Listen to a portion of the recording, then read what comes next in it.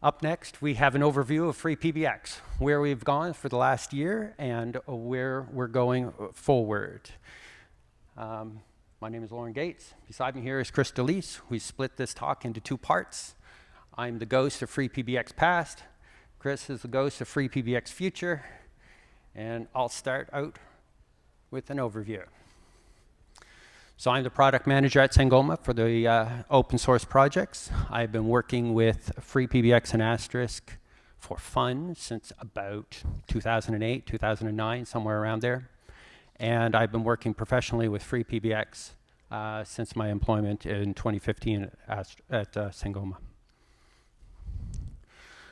So here's a quick overview of what we're going to discuss for my part of the talk. We'll quickly touch on what we've done with some infrastructure updates to support FreePBX. We'll touch on the health of the FreePBX community, and we'll cover some module releases that happened over the last year. So let's start with the mirror infrastructure for FreePBX. In May of 2023, last May, the engineering team built and launched an all-new mirror infrastructure to serve module updates for all supported FreePBX versions. So I don't know if there's anyone in the room here who remembers what things are like prior to May, but there was periodic and I'm almost say regular occurrences of mirror outages, particularly on weekends or long weekends, and frequent complaints from community, particularly those who scheduled updates for downtime on weekends. So in May, we did a whole new infrastructure launch, new hosting, high availability, scalable, high performance with full monitoring and of course backups for the entire system. There was a blog about it at the time that Kapil described it in great detail. But you can see if the text for the diagram is readable. Essentially, we have a load balancer across multiple mirrors at present too, but scalable to more when and if it's needed. I can't remember a single mirror unplanned outage since this went into service in May. So this has been a great success from our point of view.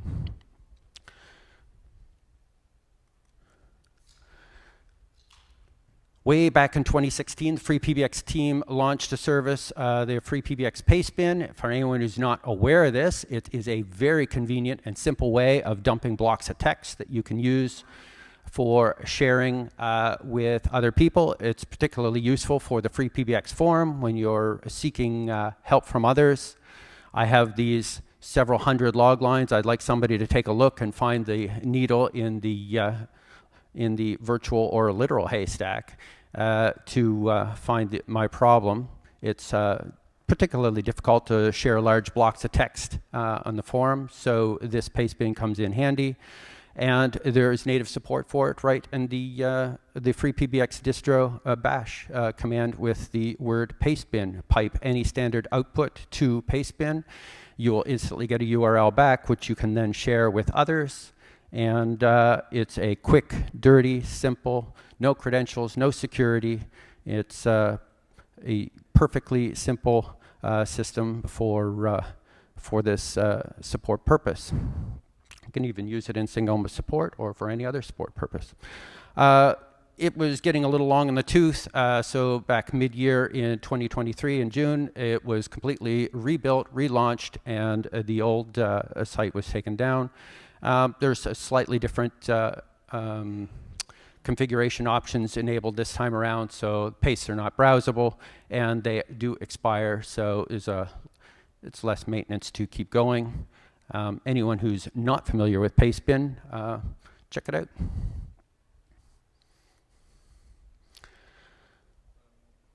For a considerable time, the FreePBX project has run on Atlassian Stack for documentations, for code repos, for issue tracker. We've had a goal, a stated goal of the project to phase out the Atlassian Stack completely.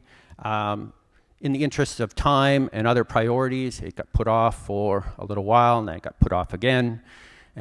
finally, last fall in November, all of the Atlassian services that we were hosting for FreePBX support were shut down permanently. All of these versions were beyond end of life. There was a particularly nasty CVE that was published for Confluence, which we use for FreePBX documentation. So we advanced our plans, bit the bullet, shut them all down, and began the tedious process of moving to the replacement services. Luckily, the Astris project did largely the same thing the year prior, moving their entire project off of Atlassian as well. So we followed pretty much the same trail that they set. And we are within, I want to say days, but let's say a whole week just for safety, of being completely migrated to a new home for all these services. Right now, all PBXact and FreePBX documentation is in Confluence Cloud. All the content is there. The old wiki links will redirect to there. Step 2 is to get the issue tracker up and running. So Jira is gone, has been now for a couple months. We are now accepting issues on GitHub, and we'll cover that in the next slide. The final steps for our move for the issues to GitHub were completed within the last few days, and we blogged about that just yesterday, about the move. The last step in the process is to completely move all open source code commits off of what was formerly Bitbucket and also to GitHub. And it was planned or hoped to have it in place to announce today, but we are giving ourselves one more week to finalize that process.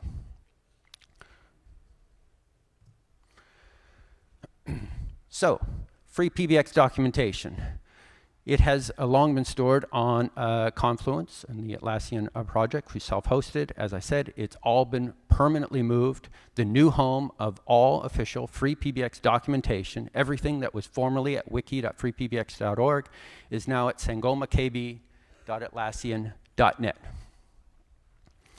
The migration was troublesome, tedious, laborious. It was not nearly as fun as anyone was expecting it to be, and it did leave some of the wiki links. Some of the images are broken.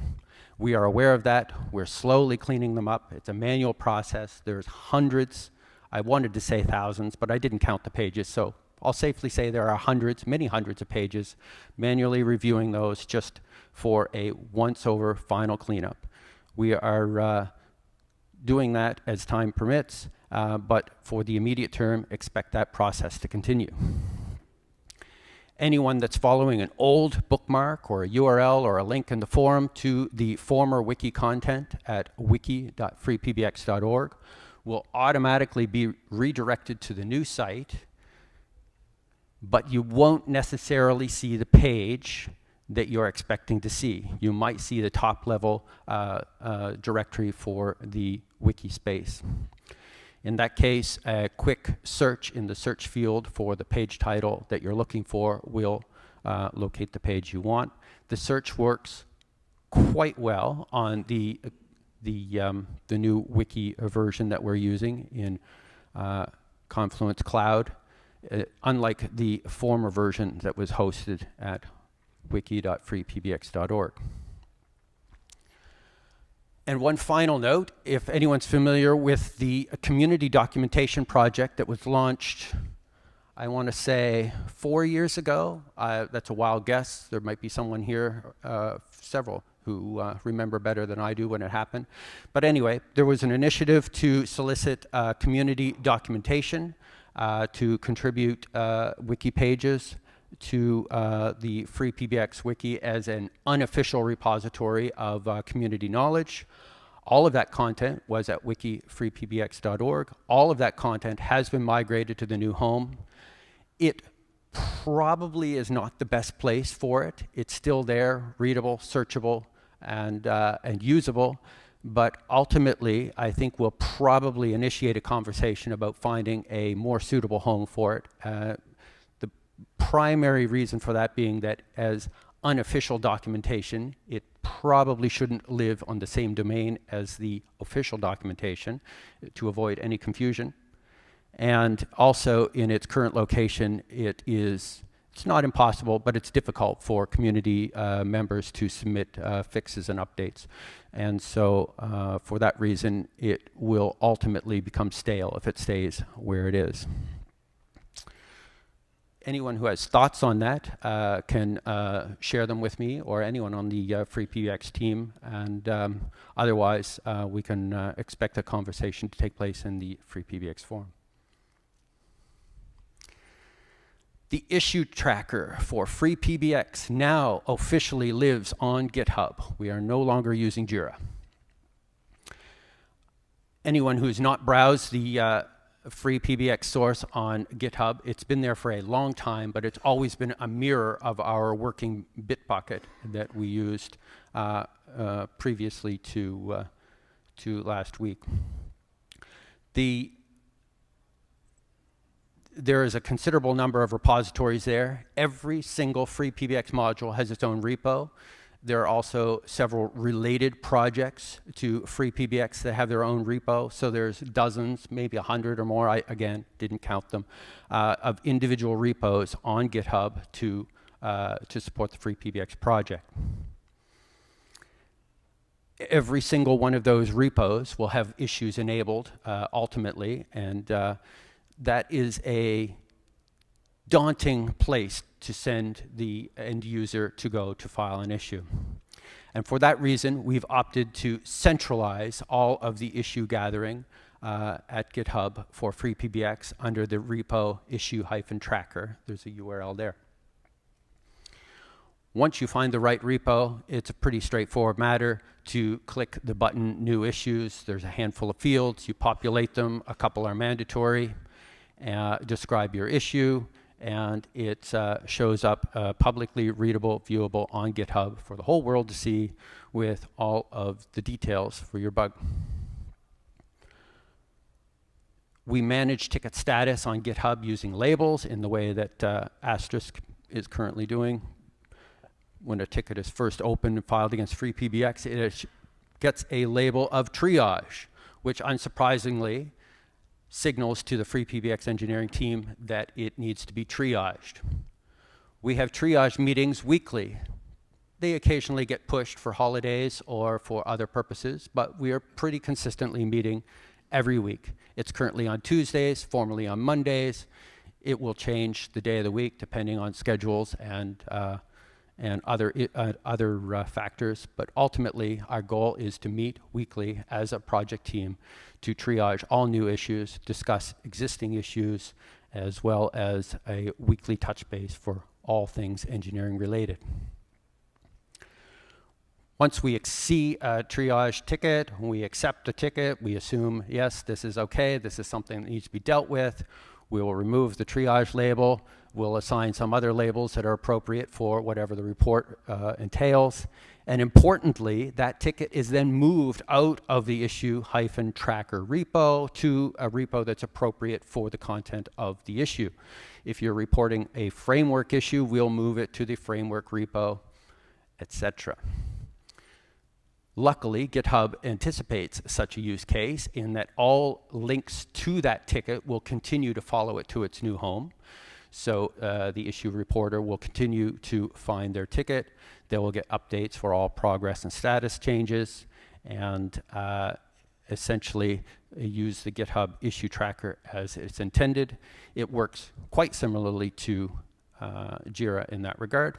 So anyone who's familiar with ticketing reports on FreePBX formally will be right at home going forward. We have a description of our issue workflow process in the FreePBX wiki in its new home. It is titled FreePBX Ticket Reporting. I chose not to include the URL because it wrapped around a line. It looked rather cumbersome, but as I shared earlier, The search in the FreePBX wiki is quite usable. The word FreePBX ticket reporting in the search field will instantly show you that page. And as I said, we blogged about it yesterday. There's a link there as well, freepbx.org/blog. We expect that our ticketing workflow process will evolve as we get familiarity with working with tickets on GitHub. And as the workflow evolves, the wiki page will be updated to suit. By all means, share your feelings with this change, either with us here in person today or on the FreePBX forum, or if you have thoughts on the ticketing system, open a ticket.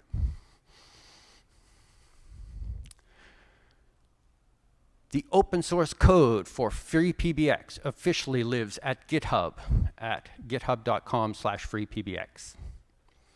This is the new home of all open source code for the project now that we are off of the Atlassian Bitbucket service.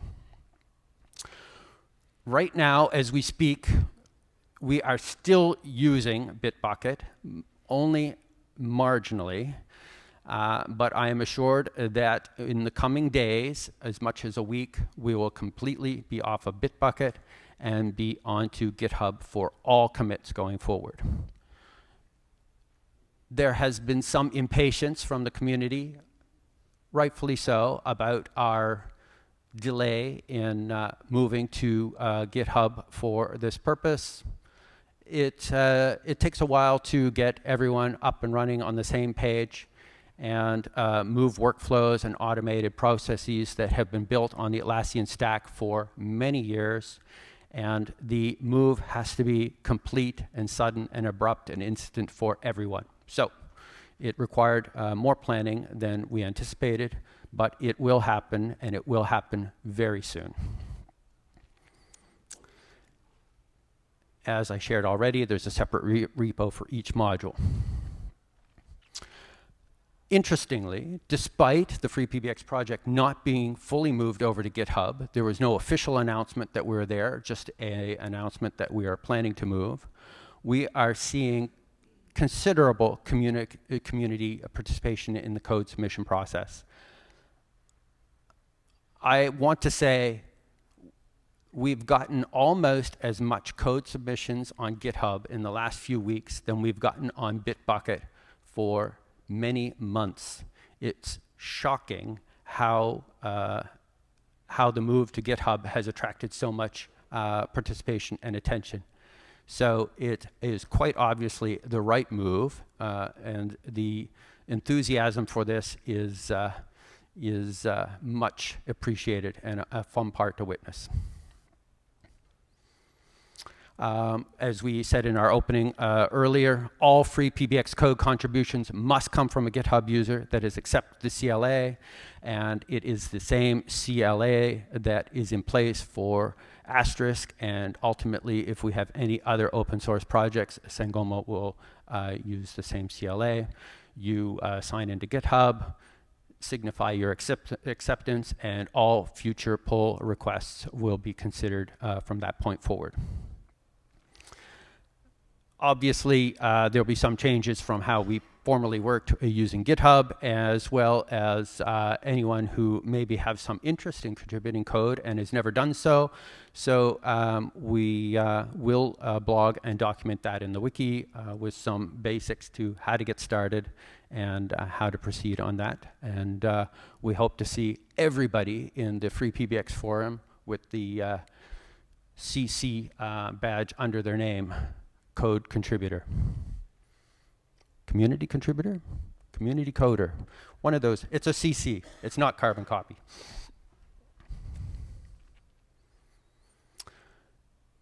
FreePBX Community Forum. Our FreePBX Community Forum has been running on discourse at community.freepbx.org. It is the primary discussion platform for all things FreePBX related. Prior to last November, our forum login was tied to Atlassian Crowd. was a single sign-on that allowed users to sign on to the entire Atlassian stack as well as the forum with a single user account. As part of the Atlassian phase-out, we discontinued the crowd integration, and so forced all of our forum users to reset their password and continue with the local user account on Discourse. I was anticipating a little bit of friction associated with this change, but it went very smoothly, possibly due to the fact that Asterisk had done the same thing a year or two prior, so it wasn't entirely unexpected. Right now, today, we still support crowd login at the FreePBX community forum, but in making these slides, I was reminded that I do need to announce that phase out ultimately, and we will be discontinuing crowd login completely in short order. So expect that announcement. If you haven't logged in yet and changed your password, now's the time to do so. Obviously, if you're not a FreePBX forum user, creating new accounts going forward works without crowd. There's no special steps required for you there. 2023 saw another busy year for the forum. 1,700 new user account signups, 3,000 new threads, roughly 16,000 new posts over the course of the year. And the one that I can never get over is 1.5 to 2 million average page views of the forum pages. And that does not include crawlers and aggregators. Those are, whatever stats are created somehow are able to determine those are individual users.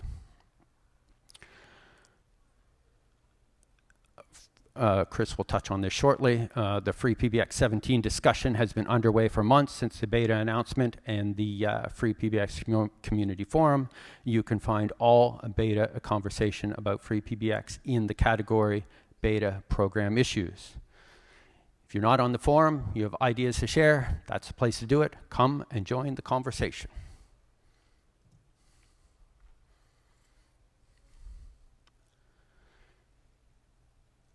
In March of 2023, the FreePBX engineering team published a brand new open source module named Missed Call Notification.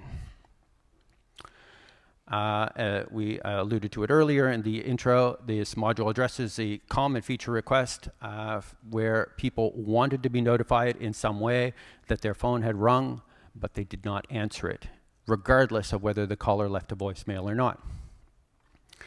At present, it generates details for the extension's user regarding the caller, time, date, length, duration. I can't remember all the details. It comes up with a administrator editable template, and it's sent as an email to the user. The engineering team doesn't have any immediate plans to add features or improvements, but there has been recent conversation on the FreePBX forum about how such improvements might be added to the module, specifically with regard to dial plan hooks, so that you can run custom actions on a notification, specifically to support API calls, where you can post information from the call. So I would not be a bit surprised if we don't see a community pull request or feature add in the coming months to cover that. And if time permits, I'll do it myself.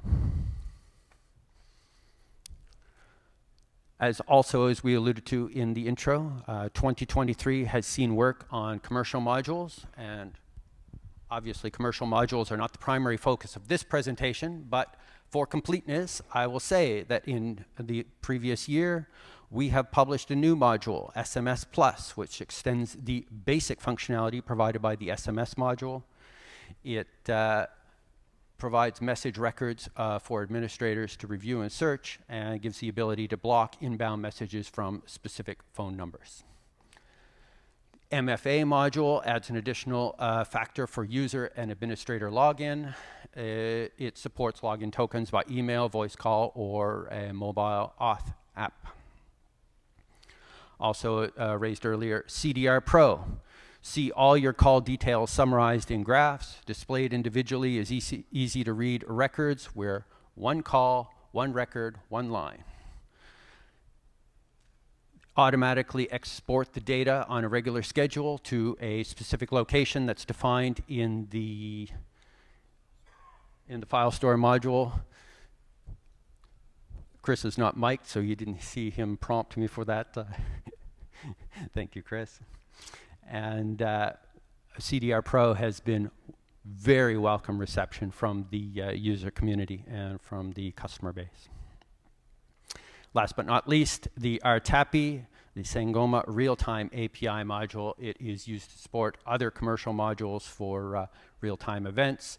A considerable amount of dev work, just week after week after week of tweaking in order to support scaling deployments of soft clients. So we now have very successful deployments of soft clients on FreePBX, PBExact, running into the many hundreds with considerable improvement in performance with these recent changes.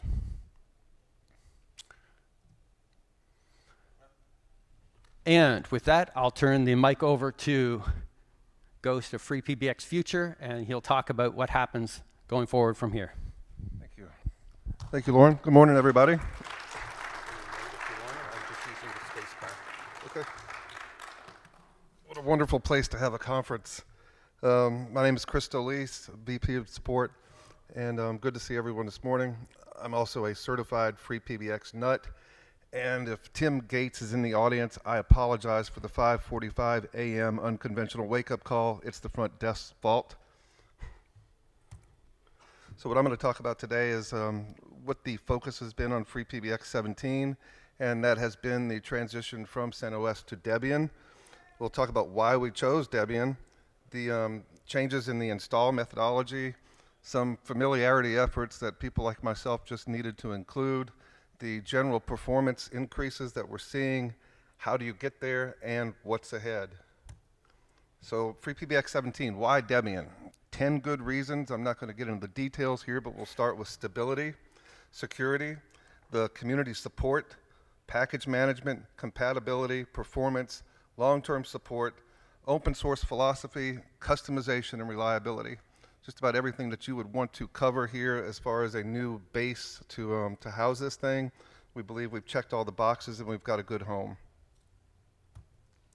So the 17 installation, I think Nanad and some others covered this as well as Lorne.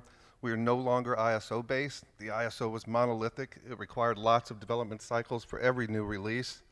The new installation method is a simple GPL script that we run on top of the Debian OS install. You can modify it yourself straight from grabbing it, do what you want with it to change it or contribute it back as well.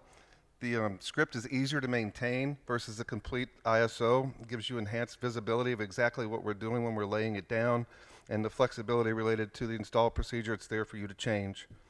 The install itself is more efficient. Time ranges from under 10 minutes to about 30 depending on the location, speed, and spec. In my own testing, I see it in under 7.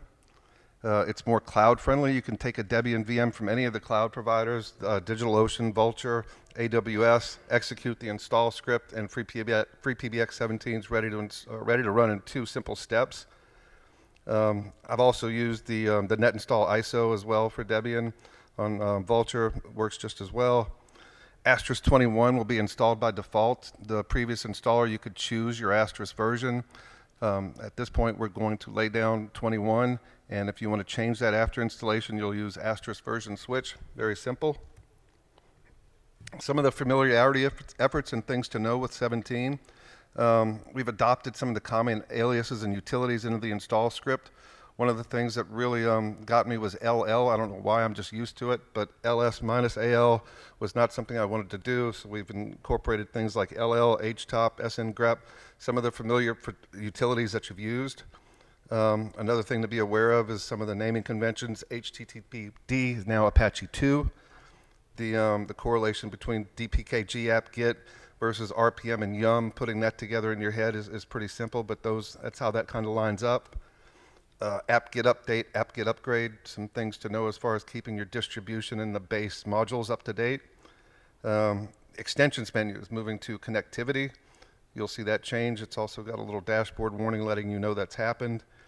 and being aware of some of the Debian security specifics, like no SSH for root. There's some more restrictive file and folder permissions that you'll probably run into and have some questions about, but if you're familiar with Debian, you're already aware of all this. General performance of the system. Preliminary results are just good all across the board. There's improved page responsiveness, decreased reload time, and the navigation through the different UI elements is much smoother with less lag. You will notice it. There's no specific tuning gains that we've attributed to these performance increases, but just the updated back-end components. Some of the testing that we've done on an 800 user system, for instance, on version 16, the reloads were running about 1 minute and 22 seconds. With 17, the same system, I'm not going to say the same system, the same configuration, 26 seconds. And when you look at these two test systems, they're not equal. So the test system on 17 was a single core, 4 gigs of memory, versus the 16 system had 16 cores and 47 gigs of memory, and we outperformed it by a factor of 4. So that's pretty incredible. How do you get there? So there is no in-place upgrade option, and I think that's a good thing. Some of these previous upgrades that we had were not without, you could get into trouble with them. They could go wrong. The only supported path will be a legacy backup and restore into the 17 system. One simple script to run, and the system's installed in less than 7 minutes in my testing. And there are only 2 options to worry about if you're using the base Debian installer, the net install ISO. That's the SSH server and standard system utilities. That is all you need. What's ahead, new and noteworthy? They mentioned the AI module. Phase 1 is going to be post-processing of recordings, with Phase 2 introducing real-time analysis. Ongoing improvements to GraphQL, where external events can drive different PBX changes. Some of the notable packages that have been upgraded. PHP went to 8.2 from 7.4. Node.js 18.19 from 8.16, and MariaDB to 10.11 from 5.5, and many other third-party libraries that were updated. Some of the modules that you'll see going away are cxpanel and the administrators module, support for Asterisk 21, no more ChanZip, no more app macro, and FreePBX 15 is to become security fixes only. SNG 7 is going away. So the operating system that the FreePBX distros 15 and 16 are based on is going to go EOL in June of 2024.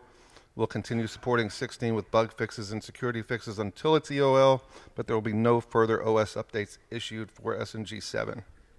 And when 17 goes GA, 15 will become EOL, keeping in line with our officially 2 supported distro versions. So that's about it. We'll open it up for questions. Anyone?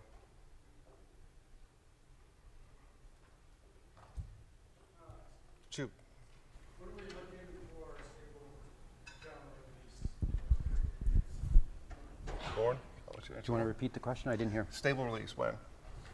Stable release for FreePBX 17. We're only a few days away from a beta release with the Debian system, as Chris just described.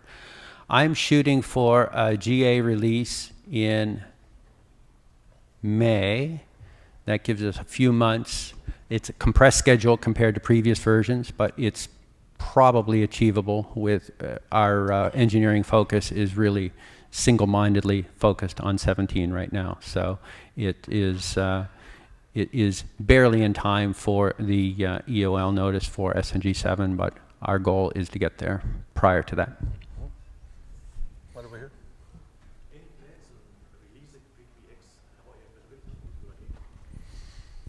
FreePBX high availability for 17. So as part of our beta release, we don't have full support of all commercial modules right now. And so we absolutely plan to release high availability, actually not high availability, it's the advanced recovery module that is currently supported in 16, will ultimately be supported in 17 as well.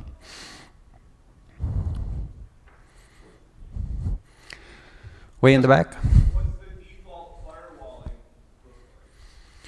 No changes to firewall defaults that I've requested, so I'm not aware of anything different from 16. It will start with a wizard on the first install where you are prompted for IPs to whitelist, and then whether you want to enable responsive or not. So I don't think you'll see any major changes there. If you have ideas in that regard, come and find me at lunch, or share them in some way that we can talk about that.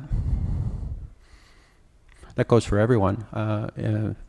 While we're here today, avail yourselves to access the team. Chris, anyone else here from Sangoma or myself, come up, say hi.